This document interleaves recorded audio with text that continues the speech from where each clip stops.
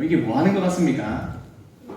예, 고양이가 저는 그렇게 생각을 했습니다. 고양이가 주인의 발냄새가 얼마나 독했으면 저 냄새를 맡고 저렇게 놀란다라고 생각을 했었습니다.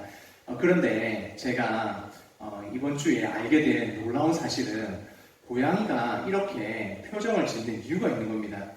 고양이는 그러니까 이제 다른 짐승들도 그렇겠지만 냄새를 통해서 후각을 통해서 여러 가지 정보를 얻는답니다. 그러니까 그 주인의 그 냄새를 통해서 건강 상태는 어떤지, 컨디션은 어떤지, 기분은 어떤지까지도 이 냄새를 통해서 알 수가 있답니다. 그런데 고양이가 특별히 이 사람의 주인의 발냄새를 맡으면서 그 정보를 확인하고 또 그 고양이가 코로나 냄새를 맡는 게 아니라 이 냄새를 통해서 맡는 기관이 입 천장 안에 있답니다. 그러니까 고양이가 주인의 발냄새가 너무 독해가지고 이러는 게 아니라 주인의 상태가 어떤지 이 사람 지금 어떤 기분인지를 알기 위해서 이렇게 입을 벌리면서 깜짝 놀라는 표정을 하는 겁니다. 그리고 고양이는 실제로 발냄새를 좋아한답니다. 개도 그렇고 고양이도 그렇고 우리는 구린내라고 생각하는데 그걸 통해서 많은 정보를 얻을 수 있으니까 좋아한답니다. 갑자기 제가 이런 말씀을 왜 드리면서 시작을 하느냐, 제가 이것을 비유해서 물론 이것과 똑같지는 않고 너무 다릅니다만 아는 만큼 보이는구나, 우리가 생각하는 것과 다를 수 있구나, 우리가 뭔가를 안다는 것은 그만큼 경험으로 축적되고 지식으로 알아야 되는데 모르면 안 보이는구나, 아이고 주인 발냄새 때문에 저러는구나 라고 밖에 생각을 할 수가 없다는 것입니다. 오늘 옆에 분들하고 이렇게 한번 인사해 주시겠습니까? 하나님이 함께 하심을 경험합시다 라고 한번 인사해 주십시오.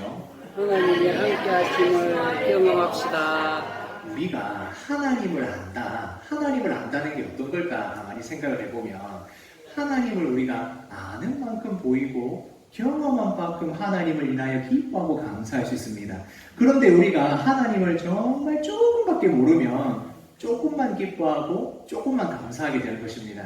우리 영대교회 성도님들 오늘 이 말씀을 통해서 또한 우리가 이 한 주간의 이 삶 통해서 하나님을 경험하면서 하나님이 주시는 그 풍성한 은혜를 점점 더 많이 누리시는 우리 성도님들 되셨으면 좋겠습니다. 네. 우리가 계속해서 이제 출애굽의 그 사건들 중에서 바로왕은 보내주지 않고 그리고 모세와 아론을 통하여 하나님은 구원하시겠다라는 약속이 어떻게 이루어져 가는가를 우리가 살펴보고 있었습니다. 오늘 말씀에서 우리가 재앙을 10가지 재앙 중에 몇 가지를 다룰 것인데 그 중에서 우리가 알 수 있는 것은 이 재앙은 이렇더라, 저 재앙은 저랬더라, 물론 그것들이 중요할 수 있습니다만 그보다 더 중요한 핵심은 무엇이냐, 바로 이것입니다. 같이 한번 읽어보겠습니다.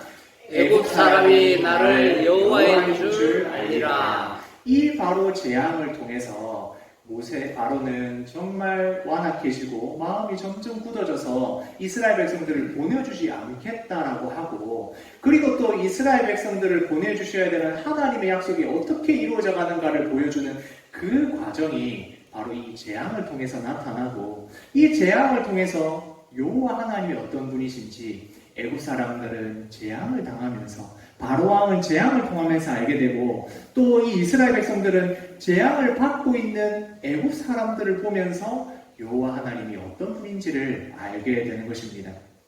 하나님께서는 이제 모세와 아론에게 하나님의 이 기적을 보여줘라, 만약에 보여줘라고 하면 이것을 보여주라 라고 말씀합니다. 이전 하나님께서 아론의 지팡이를 던져라, 바로 앞에서 던지면 그것이 뭐가 된다고요? 뱀이 된다라고 하시는 겁니다. 이 뱀이 되어서 딱 그렇게 하니까 바로왕 앞에 있던 술사들, 그런 사람들이 똑같이 흉내를 내면서 아마 속임수를 썼겠죠. 그렇게 똑같이 지팡이를 던지니까 그들의 지팡이도 뱀이 되더라. 그렇게 하니까 그것으로 끝나는 것이 아니라 여호와 하나님이 말씀하신 그 지팡이의 뱀이 그 아론의 지팡이가 다른 술사들의 지팡이를 삼키더라라는 걸 말씀에서 보면 알 수가 있습니다. 그러니까 이 기적을 통해서, 이적을 통해서 우리가 지팡이는 권세, 능력 이런 걸 상징한다고 말씀드리지 않았습니까? 하나님의 권세와 능력이 어떤 것인지를 보여주셨고 또 바로 왕을 지키는 수호신으로 있는 파라오 왕의 왕관에 있는 바로 그 뱀은 이집트의 왕을 섬기고 지킨다라고 하던 그 뱀을 삼키는 것을 보여줘가지고 결국에는 바로 왕이 어떻게 되느냐, 이집트가 어떻게 될 것인가를 보여주신 것이라 생각을 할 수 있습니다. 그러니까 이 사건을 똑같이 애굽의 수사들도 따라하니까 아이 그거 우리도 하는데 뭐 이러면서 이스라엘 백성들을 보내줄 마음이 전혀 없는 것입니다. 그래서 이제 이스라엘 하나님께서 이 이스라엘 백성들을 구원하시기 위한 그 사건들이 재앙을 통하여 나타나기 시작합니다. 말씀을 같이 한번 읽어보겠습니다. 그러나 바로의 마음이 완악하여 그들의 말을 듣지 아니하니 여호와의 말씀과 같았더라. 하나님께서 바로의 마음을 완악하겠다는 건 그 마음이 죄악으로 가득하고 이스라엘 백성들을 보내주지 않으려는 마음을 하나님이 주신 것이 아니라 원래 완악하던 그 마음, 이스라엘 백성을 보내주지 않고 하나님의 뜻을 따르지 않겠다는 이 바로의 마음을 하나님이 내버려 두셨다라는 게 완악하다는 표현이었고, 그리고 그것이 하나님께서 말씀하신 것과 같이 안 보내주더라, 그 마음이 완악하더라 라고 말씀합니다. 그래서 여기서 여호와의 말씀이 바로 왕에게 그리고 모세와 아론에게 하셨던 대로 이루어지고 있다라고 말씀합니다. 그러니까 이건 하나님께서 미래에 장래에 일어날 일을 다 알고 계셨고 그것을 바로 모세에게 알려주신 것입니다.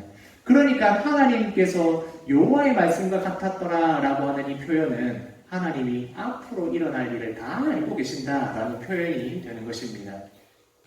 우리가 앞으로 아직 오지 않았지만 반드시 오게 되는 것을 미래 혹은 장래 일입니다. 혹시 내일 무슨 일이 있을지 성도님들 알고 계십니까? 혹은 한 달 뒤에 무슨 일이 있을지 알고 계십니까? 우리는 참 한치 앞도 모르고 살아갑니다. 이렇게 연휴에 비가 많이 올 줄 누가 알았겠습니까? 누구도 예상하고 예측하지 못한, 물론 날씨를 보고 한 주 정도나 2주 정도 뒤에는 저는 알 수 있지만 미래를 예측한다는 것, 우리 개인이 할 수 없는 그런 일입니다. 우리는 미래를 전혀 알 수 없습니다. 그러나 여호와 하나님, 우리 하나님께서는 앞으로 우리가 어떤 일이 있을지 미래의 모든 일들을 다 알고 계십니다. 그러면 우리는 한날 한치도 모르는 우리의 생각을 따라 살아가시겠습니까? 아니면 앞으로의 장래 일들을 다 알고 계시는 여호와 하나님을 의지하며 살아가시겠습니까? 바로 여호와의 말씀과 같았더라 라고 하는 이 표현은 하나님은 다 알고 계신다, 앞으로 일어날 일을 다 알고 있다 라고 이스라엘 백성들에게 말씀하고 계시는 것입니다. 그래서 이제 다시 하나님은 바로 왕에게 모세를 아론을 보내어서 말씀을 하십니다. 쭉 재앙이 이어지면서 하나님께서 바로 왕에게 하는 그 말은 동일합니다. 조건이 무엇입니까? 같이 한번 읽어보겠습니다. 내 백성을 보내라. 그러면 그들이 광야에서 나를 섬길 것이니라. 하나님께서 이스라엘 백성을 보내어줘 라고 이야기하시면서 바로 왕에게 하는 말은 무엇이냐면, 내 백성을 보내면 그 백성이 광야에 가서 뭐를 하겠다고요? 나를, 여호와 하나님을 섬길 것이다. 그러니 보내줘라 라고 이야기합니다. 그런데 우리가 가만히 생각을 해보면 하나님께서 이스라엘 백성들을 앞으로 목표가 무엇입니까? 출애굽하여서 약속의 땅 가나안까지 들어가는 것이지 않습니까? 그런데 가만히 이 표현들을 보면 하나님이 그렇게 말씀하시지 않고 계속해서 뭐라고 하십니까? 광야로 보내라. 그러면 광야에서 이스라엘 백성들이 여호와 하나님을 섬기게 될 것이다 라고 말씀합니다. 여기서 이 섬기다는 표현이 어떤 의미냐라고 생각하면 바로 하나님을 예배하게 된다. 그래서 우리가 이 말씀을 보면 제사 지낼 수 있도록 보내어주라 라고 이야기하는 것입니다. 하나님을 섬기는 것, 하나님을 예배하는 것이 바로 이 이스라엘 백성들에게 하나님이 주신 목표고 목적이고, 지금 바로왕에게 말을 하고 있지만 바로왕에게 하고 있는 이 표현은 결국에는 누구에게 들으라는 말입니까? 이스라엘 백성에게 들으라는 말입니다. 바로왕은 그 말을 듣고 꼼짝도 하지 않습니다. 완악하고 마음을 더 굳게 가집니다. 그런데 이 말씀은 누구에게 주시는 말씀이냐? 바로 이스라엘 백성들이 들어야 하는 말씀인 것입니다. 우리가 구원을 받는다라고 했을 때 우리의 신앙의 목표를 우리는 예수님을 믿어 천국 가는 것을 우리의 인생의 목표, 신앙생활의 목적이라고 생각합니다. 물론 마지막에 가서는 그 단계가 맞지만 성경을 한번 쭉 다 읽어보신 분들은 아실 겁니다. 천국에 관해서 혹은 죽고 난 뒤에 하나님의 나라에 대해서 그것에 대해서 별로 많이 설명을 성경에서 안 하고 있습니다. 심지어 요한계시록을 봐도 천국에 대한 그런 자세한 표현들이 나와 있지 않습니다. 왜 그럴까요? 우리가 믿고 있는 이 신앙, 우리의 이 믿고 있는 하나님을 믿는 그 목표가 성경에서 나와 있는 목표는 우리가 죽고 난 뒤에 그것이 아니라 지금 현재 내가 하나님을 만나고 하나님과 교제하고 하나님을 예배하는 것이 바로 하나님이 우리에게 백성 삼으신, 자녀 삼으신 목표이기 때문에 그렇습니다. 물론 우리가 천국 간다는 소망을 가져야겠지만 그렇다고 해서 우리가 이 가운데 있는 걸 전부 다 빼고 천국 간다만 나오면 안 됩니다. 지금 현재 우리가 신앙생활하는 것, 지금 현재 우리가 하나님을 만나고 교제하는 것, 지금 우리가 예배드리는 것이 너무나도 중요합니다. 성경 전체의 말씀은 거기에 핵심이 있고 중심이 있습니다.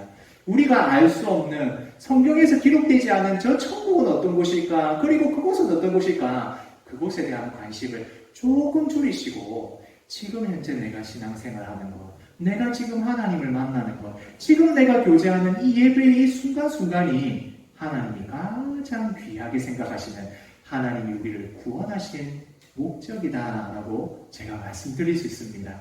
이스라엘 백성들에게 계속해서 내가 너희를 광야로 나가게 하겠고 내가 너희를 구원하여서 내가 너희와 만나겠다. 내가 너희와 교제하겠다. 네가 나를 섬기게 될 것이다. 너희가 나를 제사드리고 예배드리게 될 것이다 라고 말씀하는 이유가 여기 있습니다. 만약 이스라엘 백성들을 그냥 출애굽시켜가지고 가나안까지 들어가는 게 목표라면 그것만이 목표라면 그 하나님께서 이런 재앙 말고 수만 가지의 방법으로 이스라엘 백성들을 구원하실 수 있습니다. 그런데 왜 하필 재앙이어야 될까?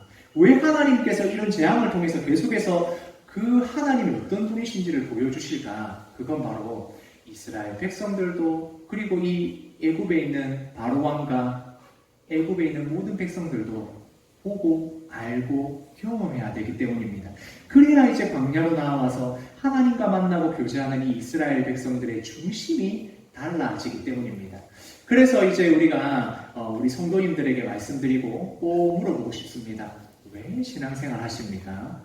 왜 우리가 신앙생활을 해야 될까요? 단지 우리가 천국 가기 위한 것이다. 그러면 정말 극단적으로 말씀드려서 죽기 직전에 내가 이제 숨이 꼴딱꼴딱 넘어간다 할 때 그때 내가 예수 믿겠습니다. 나는 이제 예수님 믿고 천국 가고 싶습니다. 이러면 되지 않겠습니까? 그런데 왜 이렇게 길게 신앙생활을 수십 년간 해야 되겠습니까? 하나님께서 우리에게 주신 목적과 목표가 그게 아니기 때문입니다. 우리와 만나자, 나와 만나자, 나랑 교제하자. 네가 예배를 통하여 나를 만나고 그것을 통하여서 이 땅 가운데서 신앙생활하면서 하나님이 주시는 풍성한 은혜와 기쁨과 감사를 누려라. 그러기 위해서 예배 시간에 나와라. 맨날 나랑 만나서 기도해라. 나를 만나기 위해서 성경 말씀 읽어라. 라고 하시는 겁니다. 신앙생활의 목표가 어디에 계십니까? 내가 지금 힘들고 고난받으니까 저 하늘에 있는 천국에만 두고 계십니까? 아니면 지금 현재, 지금 이 시간 내가 하나님과 만나는데 우리의 핵심이 있습니까? 신앙생활하는 목표가 어딘지 한번 생각을 해보시고 점검을 해보셨으면 좋겠습니다. 이 출애굽기의 재앙 사건을 통해서 하나님께서 바로왕에게 전해주고 계신 말씀이지만 이 말씀은 모세와 아론과 이스라엘 백성에게 주시는 말씀입니다. 네가 하나님을 섬기게 될 것이다. 내가 이것이 너에게 주는 목표다, 목적이다 라고 말씀을 해주시는 겁니다.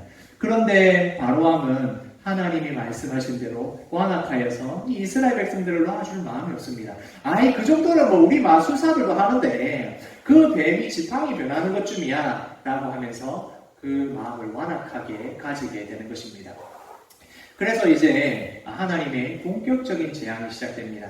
하나님께서 모세에게 나아가서 지팡이를 나의 강이 되라 했을 때 나의 강이 피로 변하게 됩니다. 우리가 이것을 여러 가지로 해석할 수 있고 재앙이 뭔지에 대해서 이야기할 수 있지만 여기에 이집트, 애굽은 이 모든 사물들이 대부분 다 자기들이 섬기는 신입니다. 특히 나일강은 이 나일강을 통해서 범람해가지고 또 그것을 통해서 곡식이 많이 나는 그런 곳이니까 나일강 자체가 자기들은 생명의 근원이고 자신들을 보호해주고 그런 신이다라고 생각을 하는 겁니다. 그런데 그 강을 하나님께서 어떻게 하신다고요? 피로 변하겠다. 너희가 생각하는 신이 진짜 신이 아니다. 여호와 하나님이 진짜 신이시다라는 걸 애국과 또 이스라엘 백성들에게 그렇게 보여주십니다. 그런데 이것도 이 애굽에 있는 술사들이 똑같이 물을 담아가지고 피를 만드는 걸 만들게 됩니다. 속임수를 쓰니까 그러면 이것도 우리가 따라하는데 라고 하면서 바로왕이 이 말을 듣지 않습니다. 하나님의 말씀을 듣지 않았고 모세가 하는 말을 듣지 않습니다. 그리고 나서는 이제 두 번째 이제 이거 주일학교 때 피, 개구리 이렇게 재앙들 외우셨던 거 기억이 나시죠? 이번에는 개구리가 온 땅에 이집트 온 땅에 번지게 되고 그것이 그냥 그릇에도 올라오고 나중에는 그 개구리들이 다 모여 죽어가지고 썩는 냄새가 진동을 하는 그런 재앙이 내리게 됩니다. 이 개구리도 애굽에서 이집트에서는 하나의 신입니다. 요 신으로 있는데 개구리가 우리가 잘 알고 있는 것처럼 이제 개구리가 알을 많이 낳지 않습니까? 알을 많이 낳으니까 이 개구리가 다산의 상징입니다. 그러니까 이 많은 자손을 낳는 것, 풍요로워지는 것, 그런 것에 대한 신으로 개구리를 섬기는 건데 애국 온 지역에 개구리를 통해서 고통받게 하면서 개구리가 신이 아니다. 하나님이 신이시다. 여호와 하나님이 진짜 신이시다라는 걸 보여줍니다. 그러나 이때도 바로왕은 이스라엘 백성들을 보내줄 마음이 전혀 없습니다. 점점 바로의 마음은 완악해져 갑니다. 말씀을 같이 한번 읽어보겠습니다. 바로가 모세와 아론을 불러 이르되 여호와께 구하여 나와 내 백성에게서 개구리를 떠나게 하라. 내가 이 백성을 보내리니 그들이 여호와께 제사를 드릴 것이니라. 이제 개구리가 있으니까 이제 앞에까지는 괜찮았는데 이게 개구리가 너무 성가시니까 이 개구리만 떠나게 해주면 내가 너희 여호와 하나님께 제사 드리게 될 거다라고 이렇게 이야기를 합니다. 그러나 우리가 잘 알고 있는 것처럼 바로왕의 마음이 변하지가 않습니다. 개구리가 다 사라지고 하나님께서 개구리의 재앙이 물러가게 하니까 또 마음이 완악해져서 안 보내줍니다. 그러니까 또 그 다음 재앙들이 기다리고 있습니다. 이와 파리의 재앙, 이와 파리가 정확하게 지금 말하는 그 이와 파리인지는 모르겠지만 이 곤충들이 모든 사람들, 이집트의 사람들을 괴롭게 하는데 이 재앙이 있으니까 이제 이스라엘 백성, 애굽 사람들이 괴로워하게 됩니다. 이게 뭘까라고 가만히 생각을 해보면 애굽에는 온갖 신이 다 있으니까 땅의 신, 흙의 신도 있습니다. 우리가 과거에는 옛날에는 전부 다 이 곤충이나 벌레들이 전부 다 흙에서 나온다고 생각을 했습니다. 그러니까 이 땅의 신에서 올라오는 이 곤충과 해충들이 애굽에 있는 사람들을 괴롭게 만드는 것입니다. 그 괴로움이 이제 성가시게 되니까 바로왕도 점점 마음이 바뀌기 시작합니다. 왜 바뀌게 되느냐? 이것 때문입니다. 같이 한번 읽어보겠습니다. 요술사들도 자기 요술로 그같이 행하여 이를 생기게 하려고 하였으나 못하였고 앞에까지는 어떻게든 속임수를 써가지고 술사들을 따라 했는데 이제 온 이와 파리들이 나오는 것부터는 요술사들이 못 따라하는 겁니다. 그러니까 이제부터는 안 되는구나. 이거는 정말 특별한 일이구나. 이게 재앙이 하나님께로부터 왔구나라는 걸 인식하고 알게 되는 것입니다. 그래서 뭐라고 술사들이 말하냐면 이거는 하나님의 권능으로 일어난 일입니다. 이건 우리가 할 수 없는 일입니다. 라고 이야기를 하는 겁니다. 우리가 말씀에서 하나님의 권능이라고 되어 있지만 이 원어상으로 보면 이 표현이 뭐냐면 하나님의 손가락이다 라는 표현입니다. 그러니까 하나님께서 직접 이것을 손대셨다. 하나님께서 이것을 지금 이 역사들을, 이 재앙들을 하고 계신다라고 술사들이 인정하게 되는 것입니다. 그 술사들이 인정하는 것을 보고 이제 이스라엘 백성들도 애굽의 그 위대한 나라에 마술사들도 할 수 없고 바로왕도 할 수 없는 그 일을 여호와 하나님이 하고 계시는구나. 여호와 하나님께서 수많은 애굽의 그 신들을 신처럼 여기던 우상들이 아무것도 아니라는 걸 보여주고 계시는구나 라고 여호와 하나님이 재앙을 통하여 알려주고 계신 겁니다. 그렇게 하면 이제 바로왕도 이제 항복할 만한데 그렇게 하지 않습니다. 같이 한번 읽어보겠습니다. 그날에 나는 고센 땅을 구별하여 그곳에는 파리가 없게 하리니 이로 말미암아 내가 여호와 내가 알게 될 것이라. 네. 그러니까 이제 재앙들이 애굽에서 있었던 이집트 전역에 있었던 것들이 이제는 고센 땅은 이스라엘 백성들이 사는 곳입니다. 그러니까 그 재앙이 이제 파리서부터는 이스라엘 백성들이 사는 곳엔 제외가 되는 겁니다. 그러니까 이스라엘 백성들이 너무 잘 알지 않겠습니까? 다른 곳에는 다 재앙이 있는데 자기들이 사는 땅만 없으니까 이거 진짜 여호와 하나님이 하시는 일이구나. 이 재앙은 바로왕도 흉내 못하고 바로왕이 있는 그 마술사들도 흉내 못하고 이것은 결국엔 하나님이 하시는 일이구나라는 걸 이스라엘 백성들이 알게 되는 것입니다. 그래서 말씀하시죠. 내가 여호와 하나님인 줄 바로 너희들이 알게 된다. 이스라엘 백성들이 알게 될 것이다 라고 말씀하는 것입니다. 그렇게 이제 재앙들이 계속되니까 바로왕이 이제 제안을 합니다. 이제 못 살겠다. 이 벌레들 때문에 안 되겠으니까 모세야 꼭 굳이 나가가지고 광야까지 가야겠냐. 이 땅에서 너희가 하나님께 제사 지내면 안 되겠냐라는 제안을 하게 됩니다. 이제 약간 마음이 이제 힘들어지고 바로왕도 여러 가지 고난을 겪다 보니 하나님 진짜 계신 것 같네. 그런데 꼭 너희들이 나가야겠냐라고 한 절반쯤 이렇게 절반쯤 양보하는 제안을 하는 것입니다. 그러니까 꼭 굳이 멀리 가지 말고 여기서 제사를 드려라. 너희가 그렇게 하면 되지 않냐라고 이야기합니다. 그러니까 모세가 안 됩니다. 저희가 만약 하나님께 제사를 지내면 여기 있는 애국 사람들이 그것을 가증하게 여길 겁니다. 우리가 돌에 맞아 죽을 수도 있습니다. 우리는 광야로 나아가서 예배를 드려야 됩니다. 우리가 여기서 예배를 드리는 것은 하나님의 뜻이 아닙니다. 라고 분명하게 이야기합니다. 그러니까 조금 이렇게 설득을 해가지고 바로왕이 해보려고 하지만 그게 안 통하는 겁니다. 우리가 죄가 들어올 때에 우리의 죄의 유혹들이 들어올 때 어떻게 들어오겠습니까? 이거와 지금 요거의 하나님의 뜻이고 이게 죄의 길이라면 요 정도 하면 안 되겠나 라는 제안이 들어옵니다. 그것을 우리는 유혹이라고 이야기할 수 있는 겁니다. 이 정도는 양보하면 된다. 그런데 이 정도를 양보하는 것은 하나님의 뜻이 아닙니다. 여기까지 가야 되는데 여기까지 못 가고 여기에 있으면 이건 못 간 거지 반만 간 게 아닙니다. 여기까지 도달해야 하나님의 뜻인 겁니다. 그런데 바로왕이 이야기하죠. 여기까지만 가면 안 되나? 여기까지만 가면 됐지. 이 정도면 되지 않나? 라고 이야기를 하는 겁니다. 그러나 모세는 단호하게 이야기합니다. 그건 안 됩니다. 하나님의 뜻은 광야로 나아가는 데 있습니다.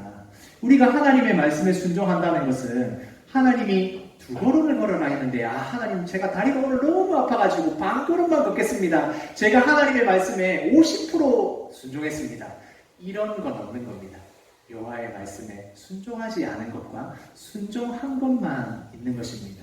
그렇게 이 재앙이 지속되면서 바로왕의 마음은 완악해지고 점점 더 재앙은 강도가 강해지고 그리고 여호와 하나님이 살아계시다는 걸 보여주는 재앙들이 계속되는 것입니다. 말씀을 같이 읽겠습니다. 그러나 바로가 이때에도 마음을 완강하게 하여 그 백성을 보내지 아니하였더라. 보내줄게 라고 바로왕이 이야기해서 하나님께 기도하고 모세가 기도했을 때 그 재앙이 사라지고 나면 다시 바로왕이 마음이 완악해져서 아닌데 나 모르는데 라고 하면서 그 백성을 보내지 아니하는 사건이 계속해서 재앙이 있는 그동안에 일어나게 됩니다. 점점 더 완악해지고 그리고 하나님의 백성들에게는 여호와 하나님이 진짜 살아계시다는 걸 보여주시는 것입니다. 그런데 여호와 하나님이 살아계시다는 걸 보여줬는데 하나님의 백성들은 진짜 요 하나님이 계시구나라고 말씀에 순종하는 그 단계로 나아간다면 하나님이 마음을 완악해 하게 한, 그러니까 하나님으로부터 떠난 하나님의 말씀에 불순종하는 사람은 계속해서 마음이 더 완악해져 가는 것, 그게 바로 이 재앙을 통해서 나타나게 되는 것입니다. 우리가 내가 하나님의 말씀을 깨달았다, 내가 하나님 앞에 순종한다라고 생각을 하지만 우리가 가만히 보면 우리가 깨닫게 하시는 것조차도 하나님의 은혜라는 걸 알게 됩니다. 하나님께서 깨닫게 하지 않으시면, 내 마음이 완악해지면 하나님께 순종하지 않는 그 길로 끝까지 갈 수밖에 없는 나구나라는 걸 인정하게 되는 것입니다. 바로왕과 이 이스라엘 백성들이 나중에는 얼마나 큰 차이에, 큰 사건에 휘말리게 되고, 이스라엘 백성들은 구원받는 그때에 바로왕과 애굽 사람들이 어떻게 되는지를 보게 되면 깨닫게 하시는 것이 바로 하나님의 은혜다라는 걸 알게 됩니다. 우리가 이 신앙생활을 하는 목적은 하나님의 은혜대로 살아가는 것입니다. 그 은혜대로 살아가게 하는 그 예배와 교제와 만남을 하나님이 우리에게 원하시고 기뻐하고 계십니다. 천국 가는 그 목적 때문에 지금 이 순간에 이것을 잃어버리지 않는 영대교회 성도님들이 되시기를 원합니다. 첫 번째 오늘 우리가 생각해야 될 것은 이것입니다. 같이 한번 읽겠습니다. 하나님께 맡기면 행복합니다. 전능하신 하나님, 미래를 다 알고 계시는 하나님, 나는 알지 못하던 나의 미래와 장래를 모두 아시는 하나님 앞에 맡길 때에 하나님께서 우리를 그 선한 길로 인도해 가시고 우리는 행복한 삶을 살아가게 됩니다. 그러기 위해서 하나님이 우리를 만나자고 하시고 우리와 교제하자, 예배드려라 라고 하시는 겁니다. 두 번째는 이것입니다. 같이 한번 읽겠습니다. 하나님은 우리와 교제하기 원하십니다. 하나님은 우리와 교제하고 만나기를 원하시고, 그것이 하나님께서 우리에게 가장 귀하게 사용하시고 생각하시는 목표와 목적입니다. 그래서 우리는 지금 이 시간에 예배를 드리는 것입니다. 예배를 차곡차곡 드려서 언젠가는 천국 가는 것이 아니라 지금 우리가 하나님과 교제하는 것이 굉장히 중요합니다. 남자와 여자가 결혼을 해서 살아갈 때에 남편이 맨날 아내한테 그 이야기를 하는 겁니다. 여보, 조금만 기다려봐. 행복하게 해줄게. 조금만 더 기다려봐. 내가 돈 많이 벌어가지고 내가 지금 열심히 하고 있잖아. 지금 우리가 시간을 잘 못 보내지만 조금만 기다려봐. 내가 행복하게 해줄게. 라고 하는 천국만을 바라보는 것이 아니라 하나님은 지금 이 시간, 지금 이 순간 나와 함께 교제하고 만나자. 지금 나와 함께 하자. 지금 이것이 가장 중요한 일이다. 신앙생활에서 이것보다 더 중요한 게 없다라고 하시는 겁니다. 세 번째는 이것입니다. 같이 한번 읽겠습니다. 살아계신 하나님을 경험합시다. 하나님께서는 살아계시고 역사하고 계십니다. 그때의 출애굽 사건 때 있었던 그 재앙들로 인하여 살아계신 하나님을 우리가 만나는 것이 아니라 이 한 주간의 삶 가운데서 살아계시고 역사하시는 하나님이 우리에게 보여주신 그 많은 일들, 그것을 이 한 주간에 경험하시고 또 살아계신 하나님을 경험함으로 말미암아 기쁨과 감사함이 넘치시는 우리 영대교회 모든 성도님들 되시기를 소원합니다. 아멘. 함께 찬양 드리겠습니다.